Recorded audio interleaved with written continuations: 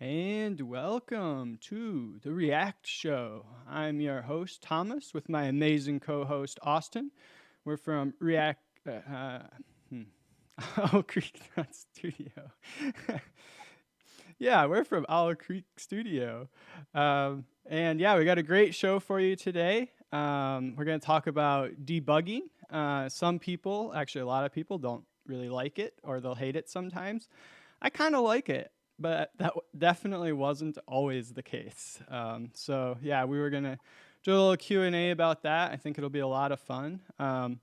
Last week, we didn't have a show because I was MIA, finding some nudibranchs out at the low tides. And if you're not familiar with them, they're these amazing little sea slugs. A few millimeters up to usually a Oh few wow. centimeters.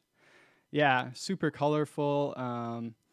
Yeah, so that's what I was doing. And so I couldn't have the show. But, we're back. I do love, talking about React and all, but sometimes I take a break. Yeah, anything fun that you've been up to lately, Austin? Or Well, the topic of today's podcast is definitely right on time.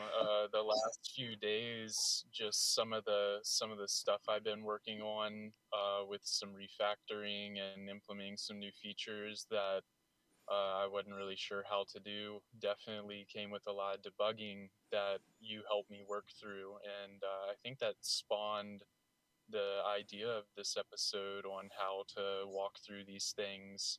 And so I look forward to hearing your thoughts on things and having this conversation about debugging. yeah, me too. I've been debugging basically for close to 20 years now, if not 20 years. And I've gone through a lot of different stages with it. So, yeah, I don't know. I don't know if it'll be a useful perspective, but maybe. So, yeah, what do you got for me?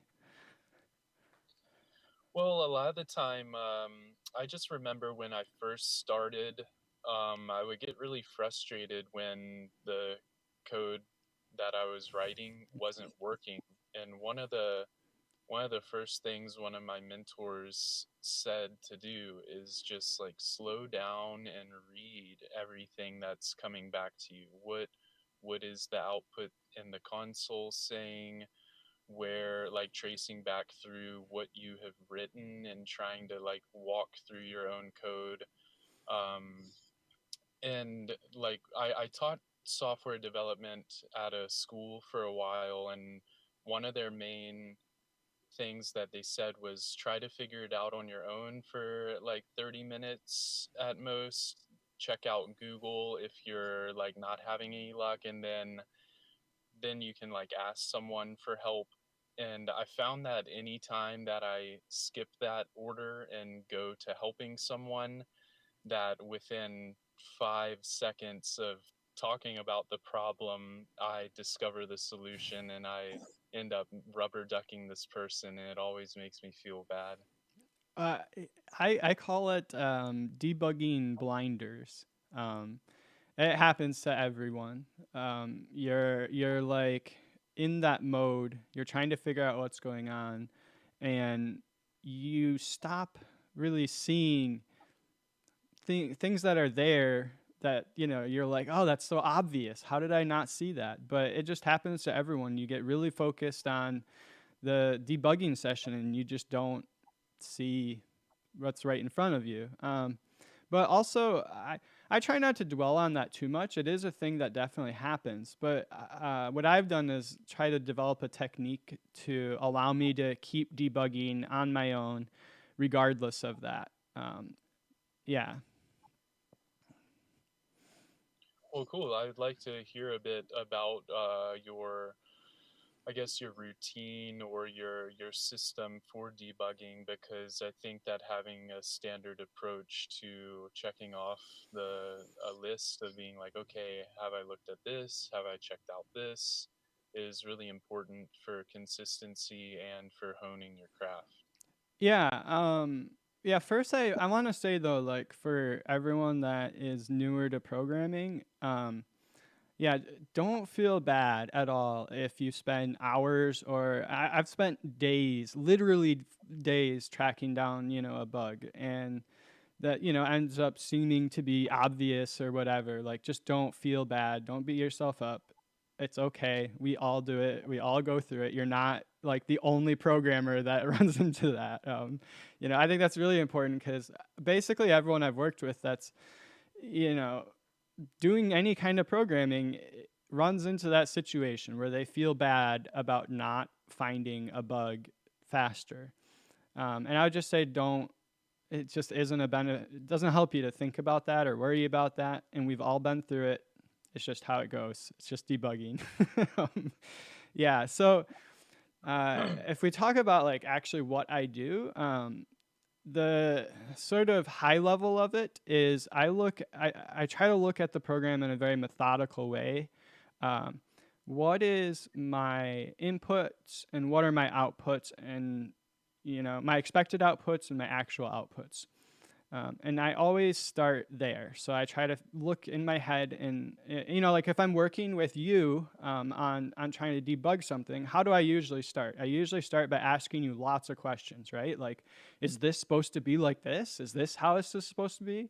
That's what I'm doing when I'm doing it myself. I'm like, okay, is this really what's supposed to be happening here? Is this really, the way the input should be? And I will try to look and narrow down the state as much as I can. And a lot of times I'll hard code the internal state so that I'm dealing with a reproducible situation.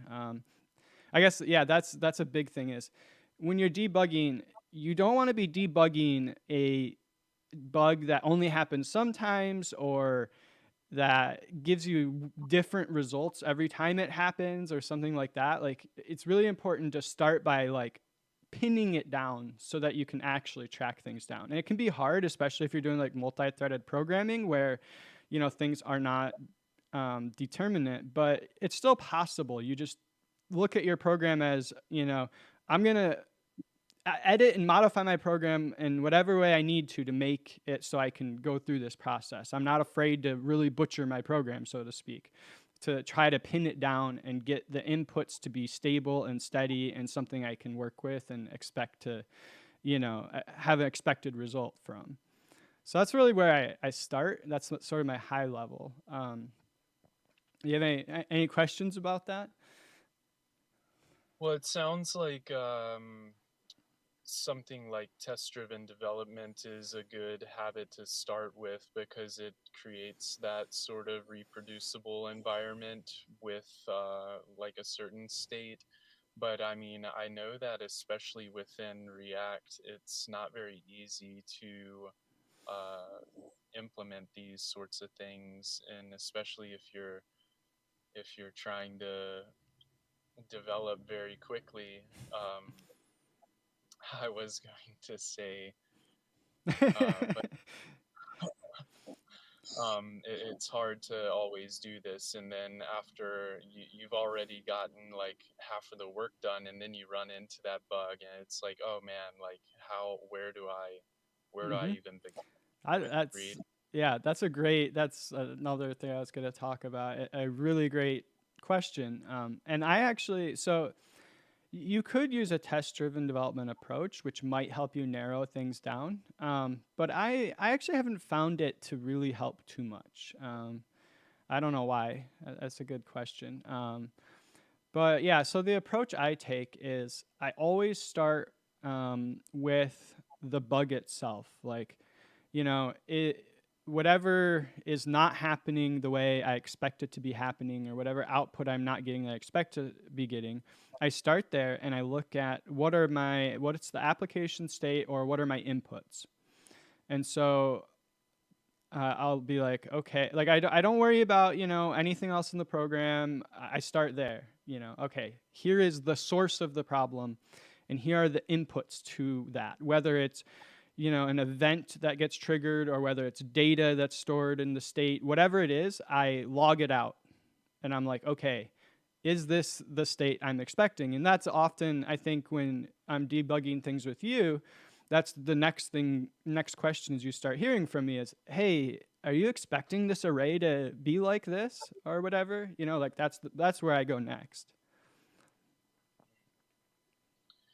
Well, this whole concept of like what do you expect? I think a large portion of it of these bugs could be solved ahead of time by taking the time to walk through a feature implementation with other developers on your team to align on like how is this problem even being solved. That's something that I find is quite lacking, especially at like the current job that we're working on together, is we're like kind of all in our silos working on features independently, and then by the time that a PR rolls out to for you to review, it's like, did I even do this in a way that was proper, that like maybe someone else on the team had a more efficient or effective idea on how to do this feature implementation. um, and I feel like if that were focused on ahead of time, this whole phase of trying to figure out what the intentions are wouldn't even exist, because everyone would be like pre-aligned and the bugs would resolve themselves quicker. Uh, I don't know if I quite follow. Are you saying like the expected, you know, output or whatever, you know, thing to happen? Are you saying that's not exactly a known thing when you go to debug it?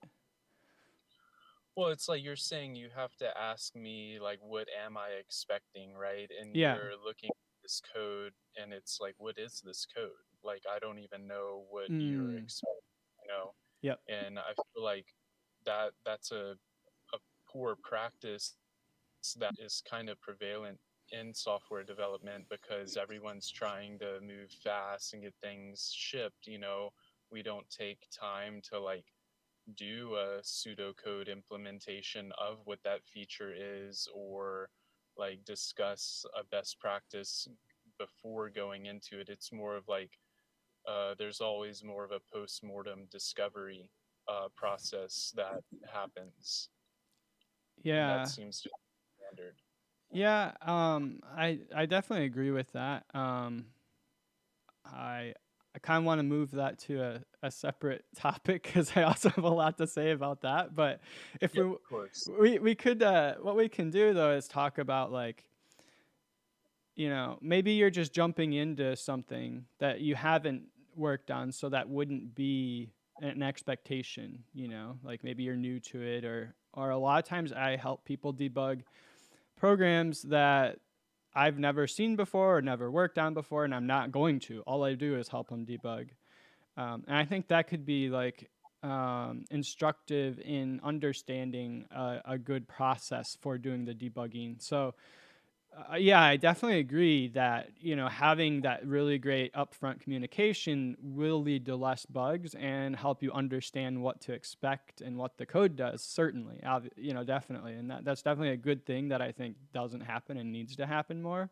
But like, if we just pretend like either that is happening or isn't happening, but we have a bug and we need to solve it, you know, the what I was talking about before is, you know, starting at the source.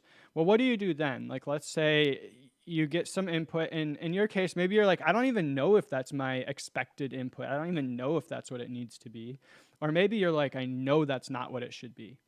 Then I do just a simple divide and conquer approach to the program. And it can be hard, I think, when you're new to this to really know how to do that. I think it's definitely something where you just need to do it more and have more practice and you'll get better. But you can still, even without a lot of practice and experience, start using the technique and it'll help you get better faster, I think. So, yeah, so I divide and conquer. So, like, you can think of it like if you have a function and there's a bug at the end of the function, but you don't know where the bug is coming from. You know, we'll just look at a simplified case. I mean, I will jump into the middle of the function and say, is my state at this point what I'm expecting? And if it is, then you're like, okay, great, I know the bug is in the second half, and then you can divide that in half, and just that's basically what I do. Now, like you were saying, sometimes you don't know the expected state in the middle of some function. So I will just keep going up the stack until I reach a place that I am at expected state that I can understand. So maybe that means going to the beginning of this function and being like, oh, are all my inputs to this function what I'm expecting? And if you're like, I'm not sure, or they're not, I'll go up even higher until I can really actually find some clean place to start from.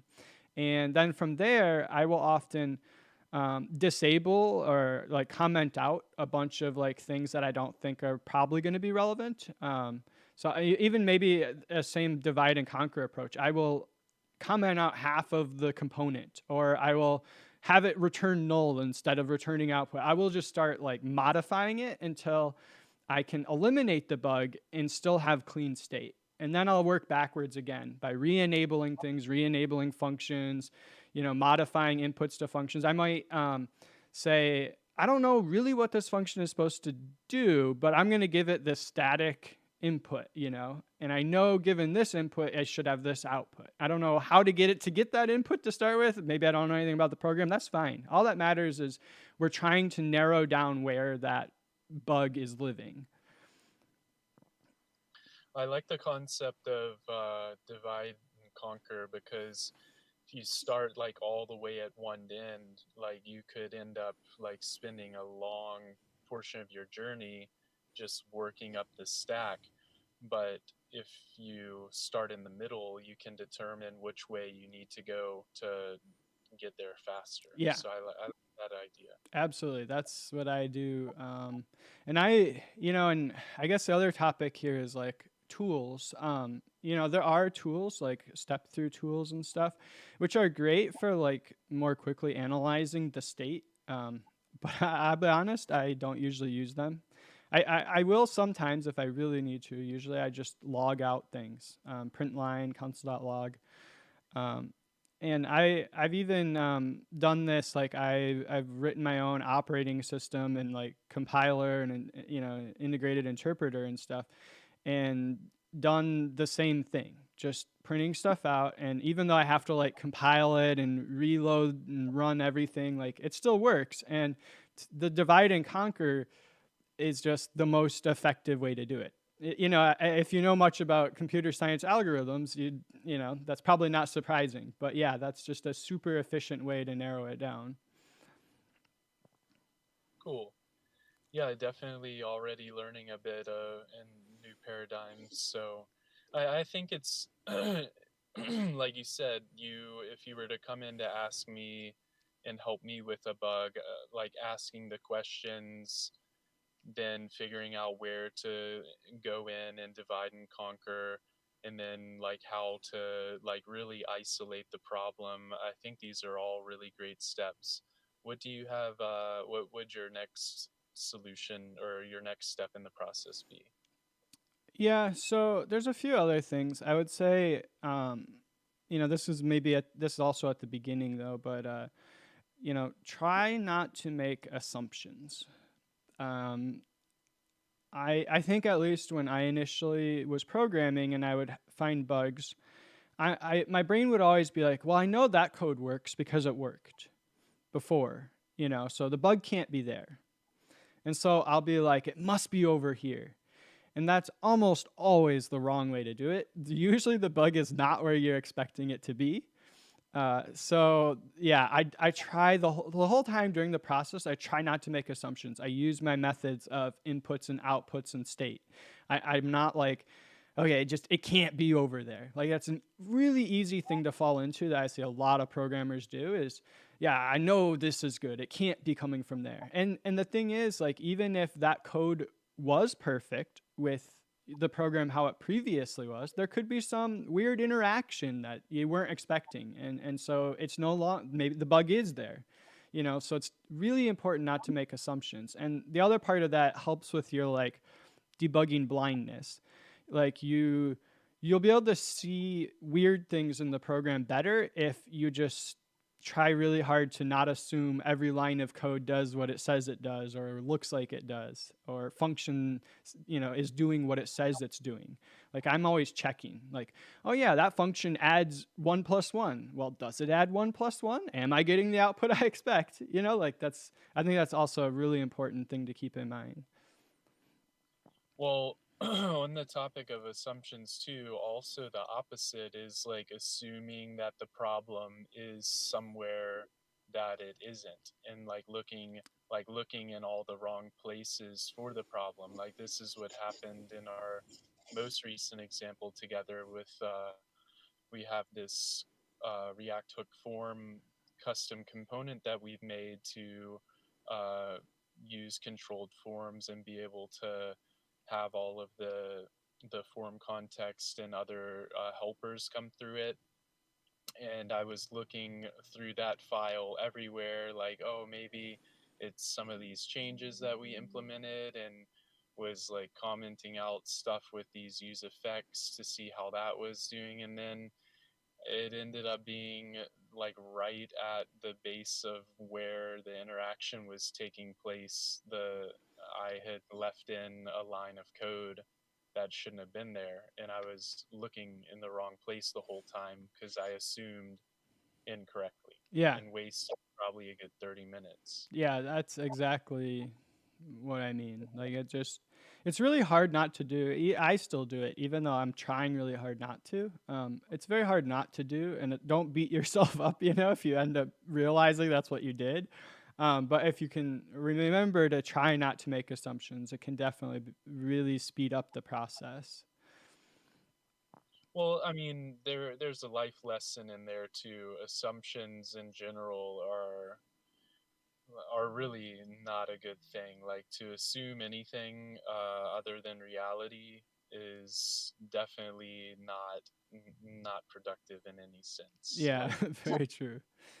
Like expectation management is very important, and it's like to be able to differentiate what your expectations are versus the expectations of like the reality of the situation. Like Yeah, yeah, absolutely. Um, yeah, so yeah, I think that's like sort of the main things that I do with debugging. Yeah, I think there's also just a component of experience that like you'll start developing a knack for like, oh, I've seen something like this similar before and it was caused by this type of thing, and so maybe I'll go look there to start. I won't assume that's where the bug is, but maybe I'll start by looking there, and I'll abandon that if it doesn't make sense. Or that's I think that's something that will happen the more you do it, and so that can also help you know speed things up. But you can only do that if you do, like you said, your first step at the beginning, which is to try to do it yourself first. If you always just get somebody to debug it for you, you're not going to gain that experience that will make it go better in the long run. But I definitely think getting experience in debugging, there's just no way around that. You can use the right technique, but having experience will definitely make it go faster. Yeah, that's just my opinion. I don't know. Maybe there's some people out there that are just, debugging wizards that don't have that. But for me, at least, it took a while. no, I think that's also a life lesson in there too. You have to like continue to do like repetitious processes that lead to reproducible results in order to advance in anything. So having a clearly defined process for debugging is important. Yeah. And if you do rely on others to help you with your debugging, that's also something that needs to be examined. Like what mistakes are you making when you go to another person, and like what kind of things are you, like I was saying, I have this rubber ducking problem where I'll rubber duck with someone for like 5 to 10 seconds, and I'm like, oh dang, I already found it. So it's like there is a learning that I need to integrate, that I need to do it on my own initially, you know? Yeah, and I think part of that too can be it can be beneficial to take a break and step back from your debugging as well and from the program. I'll do that too. I'll be like, I'm not really finding anything. It's been a half hour. I'm just gonna go do something completely different for 10 minutes and then come back. And oftentimes, when I've stepped away and I'm no longer looking at the code, my brain just starts thinking about all their possibilities. You know, like, oh, maybe I didn't check that. Oh, what about that? You know? And then you come back and you're like, oh, I see. Okay. Or you just have new ideas. Yeah, absolutely. Our our current product manager is always telling us to make sure that we go for walks, and I definitely make sure I get up and pace every now and then. It really helps to reset and recenter and approach things with new eyes. Yeah, there's actually another technique I've used. So when I mean, it's a similar technique, but using different tool, I suppose. So when I was learning to program, I didn't have access to a computer a lot. So I did a lot of my programming on paper. I would sit in like grade school and write down on a piece of paper. I would write out my programs, just like I would on the computer. And I would also run those programs in my head, I would like write it out and then it's like, well, is this program any good? And I would literally go through it line by line and I would write out, with my pencil, the state of the program line by line. Exactly, this is what I'm expecting. And what I found is I would also do it for debugging. I would be like, I would run my program finally on the computer, but I didn't have much time. I couldn't sit there and debug it on the computer. So I would print off the code and then, go to my next class or go home or whatever. And I would go through that code and do the same thing, writing out the state as I go. And that I don't know what it is, but I found when doing it on paper, I see things I didn't see on the computer. Like on the computer, I'm like rushed. I'm like trying to, okay, I got to debug this. I figure it out. I just want to figure it out. I want to move on. This thing's really annoying. I want to be done with it, And so I'm like trying all these things. And like you said, you had that case where there was like this obvious to you seeming, line of code that shouldn't have been there. That would happen to me too. But it's like on the computer, I just didn't see it. But I would print it off and I would get to like 10 lines in and be like, oh, well, there's the problem. Like it just, your brain sees it differently or something. I don't know.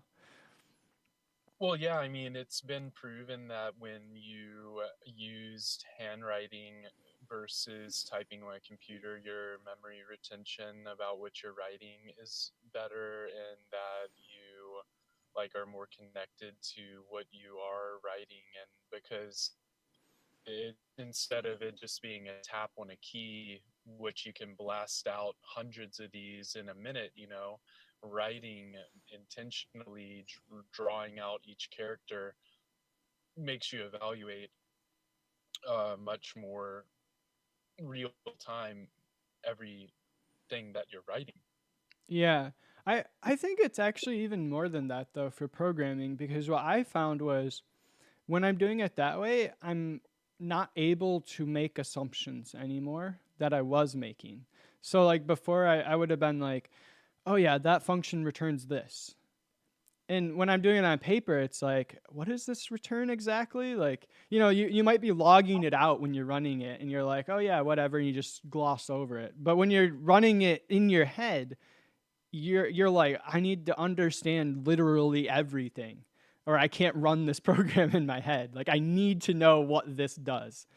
And so Right. you'll be like, oh, I thought this did this, but I'm reading the code now and that's not what it does, or whatever, like it just helps you break that like assumptions, thing that can get in the way. Yeah, I've never done the handwritten programming approach. I mean, maybe a little bit when I did like pseudocoding in college, but never with live debugging any of the problems I'm working on. I like the idea a lot. Yeah, you should definitely try it.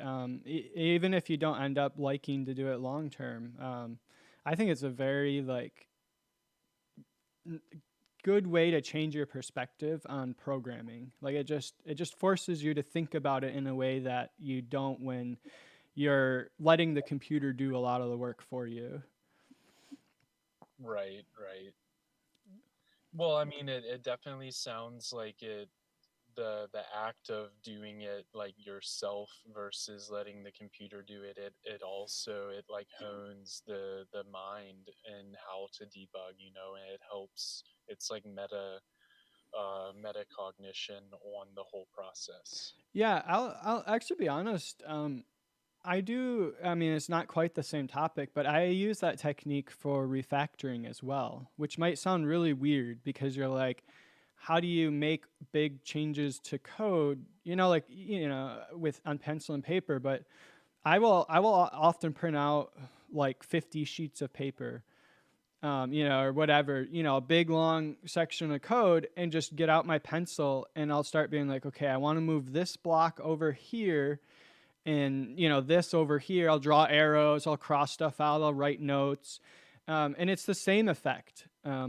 It forces you to think about everything, and when you're refactoring, that can be super useful because if you're just hacking it on the computer, like kind of doing the lazy thing where you're like, okay, I kind of want it to do this. I'll move this over here, copy paste this there, cut that there, and just run the program and make sure it's working. You're not really thinking through it. And when you do it on paper, you'll be like, oh, that's a weird name for that variable, or that's a weird interface, or another thing is I'll be like, wow, this is a lot of writing. Is there a shorter way to write this program? And you'll be like, oh, if I rearranged it this way, oh, it's sort of like again another way to get you to have that other perspective.